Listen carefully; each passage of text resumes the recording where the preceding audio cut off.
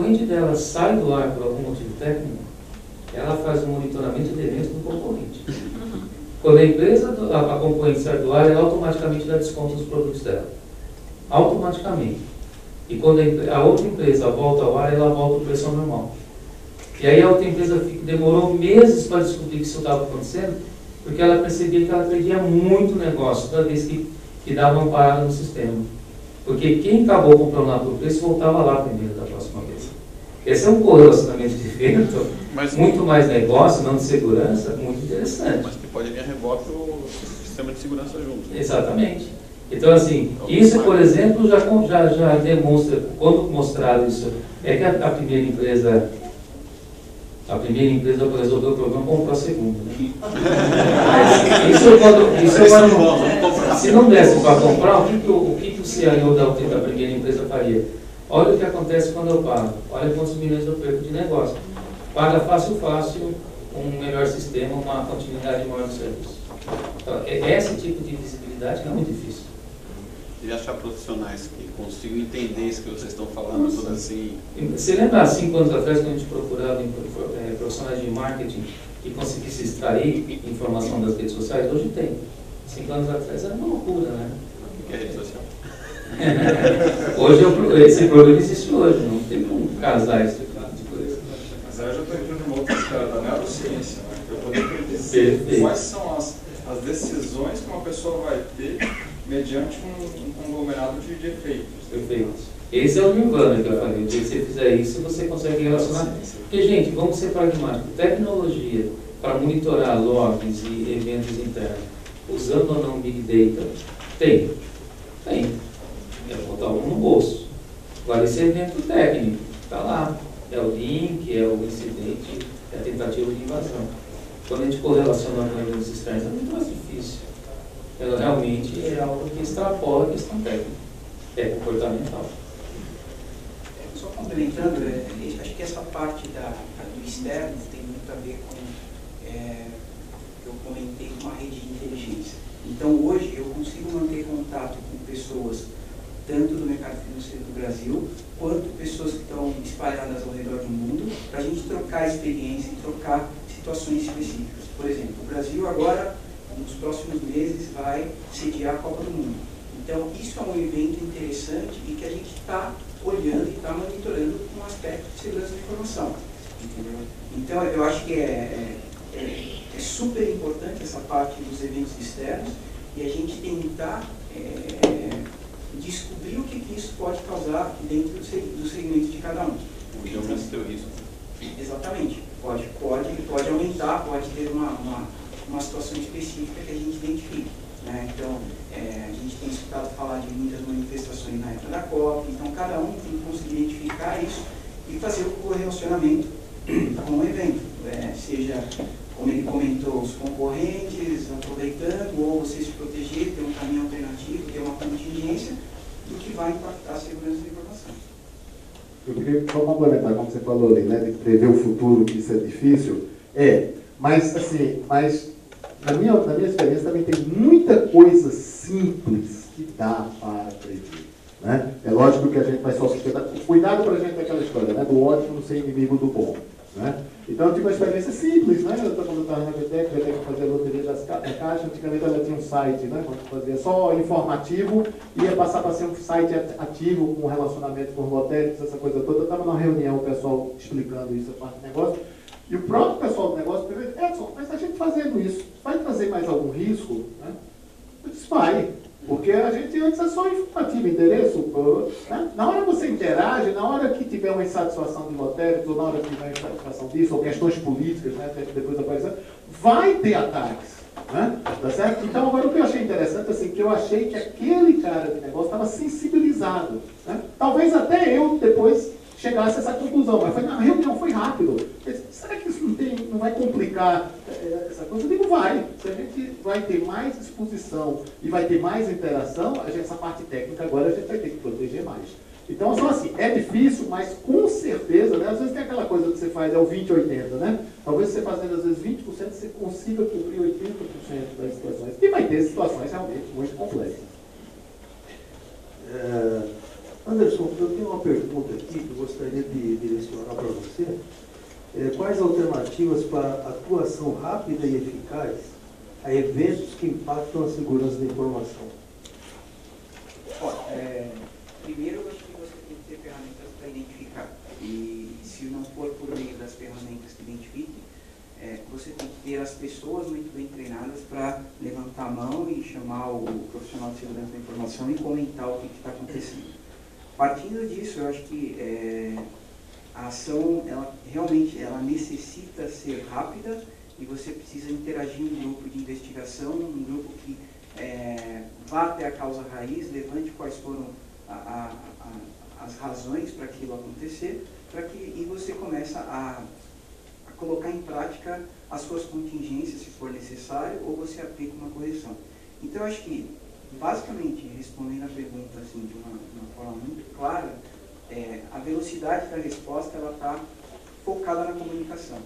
Se você não tem um canal, se as pessoas não sabem exatamente como comunicar, por onde comunicar e que tipo de evento ela tem que comunicar, você vai perder o prazo de ação, o prazo de correção e vai estar mais exposto às consequências daquela vulnerabilidade específica que foi apontada. Eu acho que a comunicação é fundamental. Até que ponto, por exemplo, o fato da gente viver num país onde a cultura de risco é praticamente nula, né? A ponto do ministro dizer que havia risco zero, totalmente fora da realidade, né?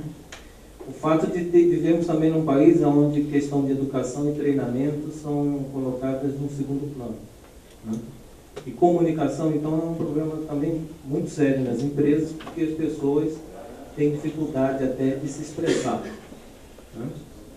Como superar esses desafios?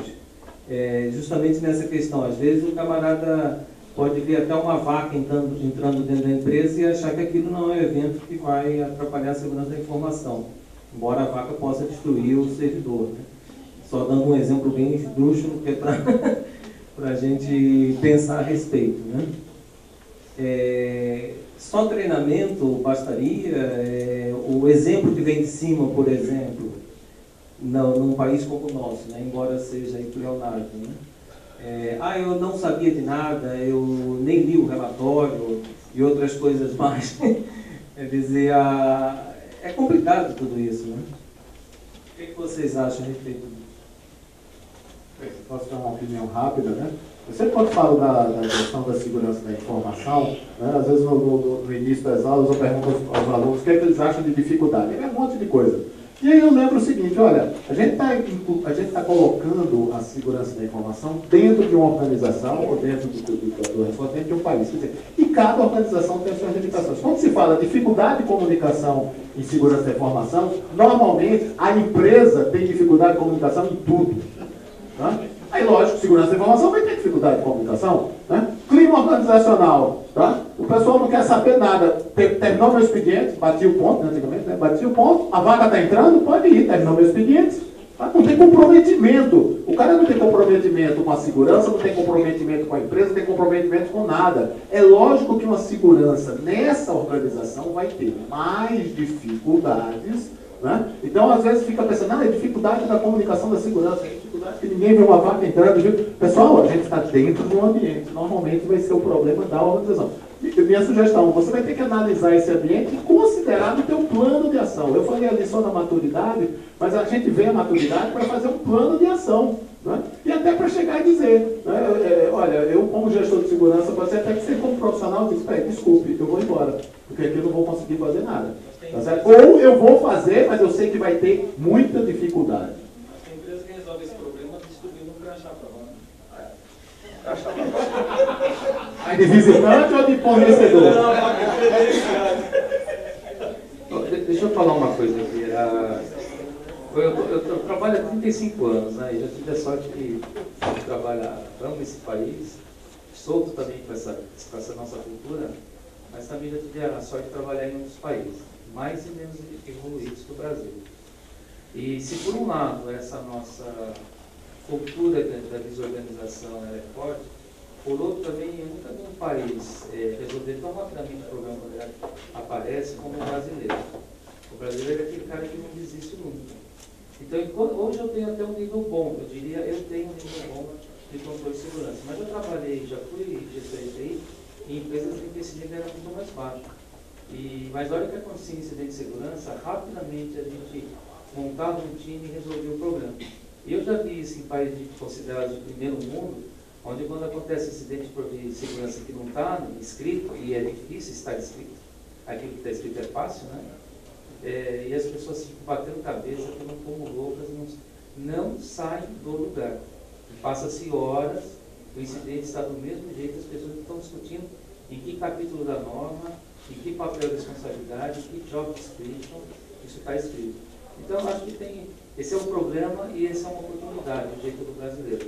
O que cabe a nós como gestores é catalisar essa boa vontade. Tentar dar o máximo possível de normas, funções, segregações, mas ao mesmo tempo também fazer com que a nossa equipe seja aquela que levanta, desculpa a expressão, a bunda na cadeira e vai lá e resolve quando acontece um incidente. Pessoal, eu posso levantar uma questão? Eu vou levantar a questão e o perguntante, e os palestrantes. Bom, voltando ainda para a questão da gestão, questão dos incidentes, é evidente que um evento de segurança da informação, e aí a gente vai voltar lá para as questões, né, o tripé da segurança, confidencialidade, integridade e confidencialidade, disponibilidade. A disponibilidade de longe é a que mais dá visibilidade. E quando a gente está falando de CIEM, isso termina sendo uma ferramenta muito mais de auditoria do que efetivamente de TI.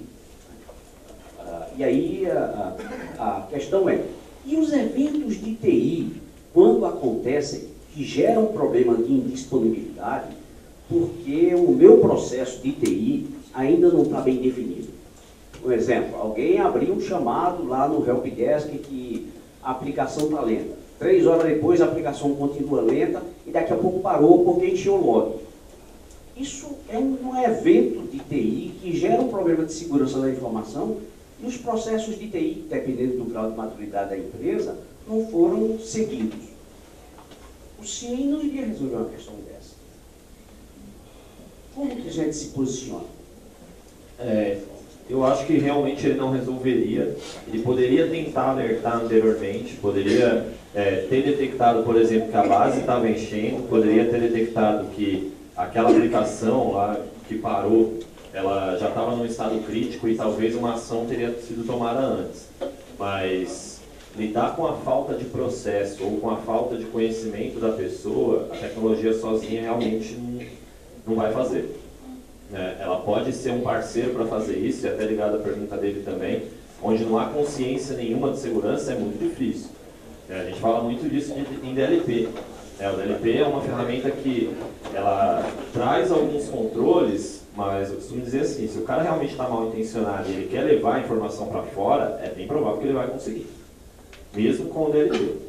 Tá? E nesse caso o CIEM também é a mesma coisa, ele pode ser um parceiro de negócio, ele pode alertar certas coisas, mas quando o processo está errado, quando a pessoa não está instruída a executar da forma certa, realmente a tecnologia sozinha, dificilmente ela vai resolver. Ela resolve alguns casos pontuais, mas quando a gente evolui um pouquinho o problema e deixa ele um pouquinho mais complexo, se a gente não tiver pessoa e processo junto, realmente não. Acho que nós temos uma pessoa querendo perguntar lá no fundo. Por favor. Bom dia, sou Giovanni da Tecnis Forense. Na verdade, acho que mais que uma pergunta, um comentário sobre várias perguntas. Atualmente a segurança da informação no Brasil ela tem sido feita do estilo checklist. Eu tenho isso, eu tenho aquilo, eu tenho isso, eu estou compliance, e sempre no que se refere à prevenção. Então, as ferramentas que evitam que os problemas aconteçam. E você vê muito pouco discussão sobre estar preparado para quando os problemas acontecerem. Fala-se de estar preparado para que não aconteça. Mas eles acontecem. Né? Acho que é consenso de todos que não existe solução que previne 100% das ameaças que estão por aí.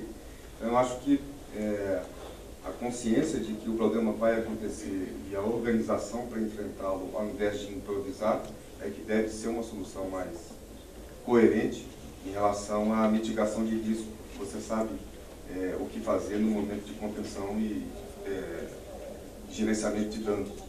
Nós temos um legado muito grande onde não era importante essa parte. Né? E, então, pode ter certeza que tem muito sistema rodando aí cheio de vulnerabilidades. Então, existem ferramentas hoje, nós temos, para quem se interessar, que eles fazem exatamente isso, fazem análise da aplicação, verificam as vulnerabilidades e ainda dizem, ó, você está infringindo esta norma, esta. E como consertar isso. Então, eu falo, não dá sozinho, não dá. Você realmente tem com o que contar hoje. É importante essa parte. Até comentando em cima da questão da vulnerabilidade, junto com correlação de eventos, o scan de vulnerabilidade de aplicação de ativos, de banco, ele acontece realmente, as ferramentas estão fazendo isso há algum tempo, mas a gente percebe que tem muita empresa que tem dificuldade em fechar o ciclo. Né? Encontrar uma vulnerabilidade, a ferramenta vai fazer. Aplicar o patch, remediar, mitigar risco, nem tanto. E o CIEM pode ser um parceiro nisso. Ele pode receber vulnerabilidades, e lembra daquele exemplo que eu dei de, olha, eu estou recebendo um alerta que eu não sei se ele é real. Meu IPS, o meu firewall está pegando uma coisa que eu não sei se é real, eu tenho que pesquisar. A análise de vulnerabilidade pode ser um parceiro disso. Só que ao invés de eu ligar para o cara que fez a análise e falar assim, me manda um relatório, e eu pescar o relatório dele lá, fazer um pivô numa tabela e jogar, olha, achei vulnerabilidade, achei ataque. Então o ataque é real. A ferramenta pode fazer isso. Tá? É desse lado que a tecnologia pode ajudar. A ferramenta ela já pode entender vulnerabilidade e entender ataque. Ele tem vetor dos dois lados. Tá? E ele pode responder para vocês, olha, aquela aplicação web que está publicado, que tem a vulnerabilidade X no Apache, está recebendo ataque para a mesma vulnerabilidade. Então esse ataque tem que ser mitigado. Esse não é um ataque, esse não é um trote. Tá? E aí a gente já pode automatizar esse tipo de coisa. Só comentar em cima do que ele comentou sobre estar preparado para o que acontece, o tal do plano de continuidade de negócios, tem muitos casos que ele é simplesmente um livro que fica numa gaveta. E a gente já viu isso acontecer. Tá? Assim, o plano de continuidade de negócios, assim como aquela história que a gente fala há muito tempo de testar backup, ele tem que ser testado também. Tá? E a gente tem que pensar que em algum momento o desastre pode acontecer. Como a gente vai reagir? Tá? Eu tenho que ter uma situação que eu previ, é difícil prever. Mas eu tenho que testar também o plano. O plano esteja digitalmente dentro do servidor, né? O arquivo digital dentro do servidor cair. Pessoal, nós estamos com o tempo bastante avançado aí, e eu gostaria de fazer uma última pergunta a todos, tá? Cada um, começando pelo Paulo, depois o Edson, o Anderson e o Bruno. E a pergunta é a seguinte: o que os mercados ou empresas poderiam fazer para estarem à frente dos principais eventos que impactam a segurança da informação? Tá? Por favor, Paulo. A pergunta é boa, a resposta é difícil, né? Se eu soubesse, eu estava rico, eu dou palestra, mas eu acho que um pouco aquilo que eu falei, monitorar o mercado, o que está acontecendo no mercado, não só no aspecto de segurança, mas, de novo, a imagem da tua empresa enquanto mercado. Além disso, eu acho que internamente tem muita coisa que ainda não está redonda, que diz na maioria das empresas. Falamos aqui de processos, de plano de recuperação, atuação em desastre, segregação de função, segregação mesmo de função, né? Quem monitora o ambiente não cuida de disponibilidade, por exemplo.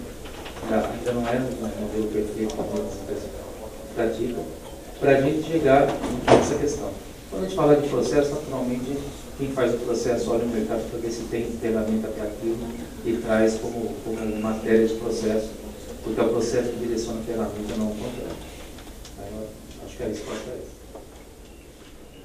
Ok, sendo bem direto aí para a resposta, eu diria que seria tratar o processo corporativo de segurança da informação de uma maneira profissional. Tá? E aí, pegando o gancho daquela exemplo que ele falou, né, de TI ter um processo e falhou, e o log encheu e parou, tá certo? Lógico que esse é um problema, mas se a gente tiver uma boa gestão de problema, pessoal, o problema não é ter acontecido uma vez. O problema é que muitas empresas Daqui a 30 dias vai se repetir esse problema, daqui a 6 meses se repete esse problema, isso, tá certo? Não está sendo tratado profissionalmente. O que aconteceu uma vez, puxa vida, falhou, ninguém pensou, o processo foi falho, foi simples, né? Mas na maioria, pensa nas empresas de vocês, nas empresas que vocês já trabalharam. O problema é que às vezes se repete, você apaga um incêndio e não dá uma solução adequada. O simples conceito de gestão de problema, que é coisa antiga, que não tem nada a ver com tecnologia, né? Quer dizer, você tem um erro, tudo bem. O que não pode é esse erro novamente acontecer daqui a 30 dias, ou todo ano naquela data acontece aí. E em resumo, se tratar profissionalmente, aí significa você ter essa visão completa aí de tudo. Também dá uma resposta bastante objetiva. Eu acho que a área de segurança da informação entre as empresas, ela não pode ser vista como concorrente. Eu acho que para a gente dar um passo além e estar preparado para o que pode acontecer, não tem que existir concorrência entre as áreas de segurança da informação. Ou seja, a gente tem que estar alinhado, tem que compartilhar informações. Eu acho que o grupo de segurança é um grupo bastante restrito do ponto de vista, as pessoas se conhecem, você sabe quem está atuando em qual área, em qual entidade, em qual casa.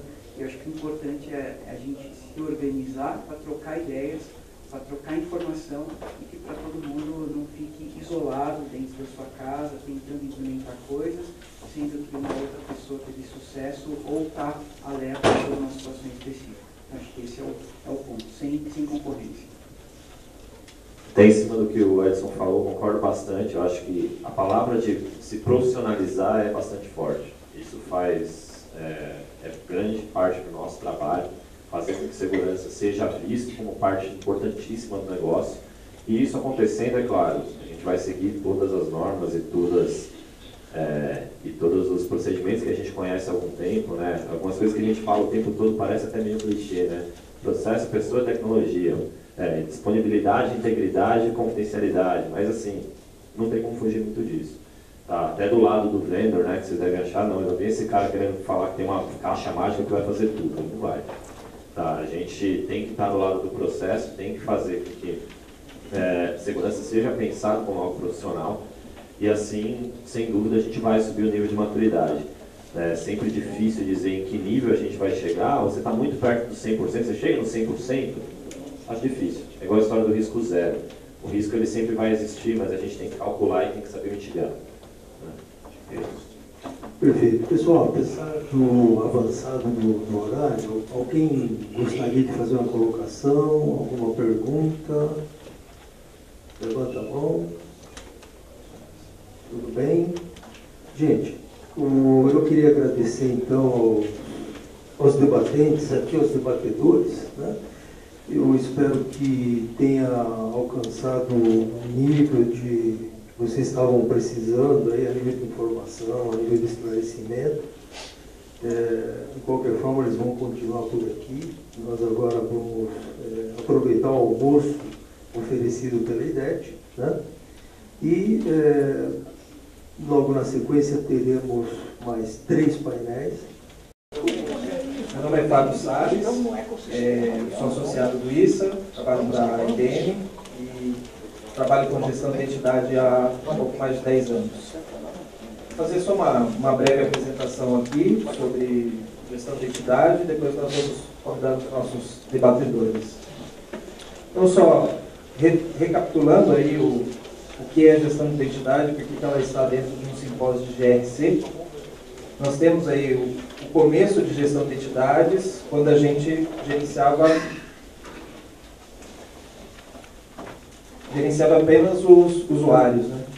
E depois disso nós começamos a gerenciar grupos, gerenciar a autenticação desses usuários nos sistemas e controlar o acesso deles, baseado em perfis, controlando recursos, né? Qual usuário tinha acesso a qual impressora. Nós estamos falando aí idos de 2002, 2004. E isso foi evoluindo, se tornando, tomando corpo, né? Até que a gente precisou de uma governança de risco e compliance para gerenciar tudo isso. Então, por isso que esse capítulo ele está aqui dentro de um simpósio de GRC. Dentro desse debate aqui, nós vamos falar um pouco mais sobre os desafios que os gestores têm hoje, né, com relação a planejamento da solução, mão de obra, os especialistas de identidade e acesso. Vamos falar aí sobre ferramentas e soluções que o mercado dispõe, a mudança comportamental dentro da empresa, como que é a dificuldade de mudar isso daí. E vamos ver, para falar um pouquinho mais sobre o amanhã, né? Como que gestão de identidade está focada aí para os desafios os próximos desafios, as novas abordagens de gestão de identidade, como gestão de relacionamentos, os novos modelos de gestão de acesso, como o Attribute Based Access Control, está vindo aí como uma novidade, gestão de autenticação em aplicativos móveis. Cada vez mais as empresas estão demandando aí aplicativos móveis. Como que esses gestores vão fazer para lidar com isso? Autenticação na nuvem e, como toda empresa, nós temos gerenciamento de custos, né? Então, para falar sobre todos esses assuntos, e aí tirar todas as dúvidas de vocês, nós vamos ter os debatedores. Eu vou convidar aqui para se juntar. Luiz Ribeiro, ele é gerente de arquitetura de soluções da Latin Technology, formado em sistemas de informação. Ele vem atuando aí em projetos de TI há mais de 9 anos e se especializou em projetos focados na entrega de serviços para a área de negócios, né? Ele trabalha então para a Latin Tech. O segundo debatedor é o Fábio Neves, gestor de segurança da informação da Prodesp. Tem mais de 20 anos de experiência, 14 sendo na área de segurança de informação, e cuida aí da Prodesp. O terceiro debatedor é o Glauco Sampaio, coordenador de segurança de informação do Banco Votorantim. O Glauco é formado em sistemas de informação pela FIAP, tem pós-graduação em segurança de informação e MBA executivo pela BBS Business School. Trabalha há mais de 15 anos na área de tecnologia. E por último, não menos importante, o Alexandre Oliveira, Security Officer da Cielo, profissional de segurança de informações com mais de 10 anos de experiência em gestão de entidades, certificado CISP, certificado ISMAS, profissional PCI, ISA e MBA em tecnologia de informação pela FIA. Nós vamos abrir aí os trabalhos. Vamos abrir os trabalhos aqui. O Luiz vai fazer uma apresentação mais aprofundada de gerenciamento de identidades, tendo a visão mais como integrador de tecnologia. Boa tarde a todos. Rapidamente, eu vou passar uma visão de quem é a Latin Tech, muito simplista, e depois a gente vai aprofundar um pouco mais sobre o tema de gestão de identidades e governança de acessos. Nessa apresentação, a gente buscou analisar um pouco mais o lado de como levar esse tema para a alta gestão, como justificar qual o valor agregado para a corporação como um todo, e não só no nível operacional dessas disciplinas. A Latin Tech faz parte de um grupo, que é o PO Partners, está desde 77 no mercado e vem atuando com soluções na área de tecnologia, auditoria e compliance, ou através da nossa unidade de negócio, ou com empresas irmãs como Tech Supply, Tech, entre outros. Temos algumas empresas também relacionadas à mobilidade, como a Navita, Bertini, na parte de Oracle, Gemelo na parte de Cloud. Então, estamos sempre relacionados, de uma certa maneira, com as novas tendências. Nossa atuação sempre nasceu da área de tecnologia da informação. Depois de um tempo, passou para a área de negócio, onde a gente atua com diversos projetos de prevenção a fraudes, monitoramento contínuo, auditoria contínua. E, em alguns casos, trazendo essas duas visões juntas para uma visão mais corporativa. Sempre levando em consideração as pessoas, processos e sistemas. Hoje nossas soluções, nossos projetos estão baseados em 3 vertentes, uma focada em auditoria, compliance, outra na parte de segurança e também na parte de gerenciamento.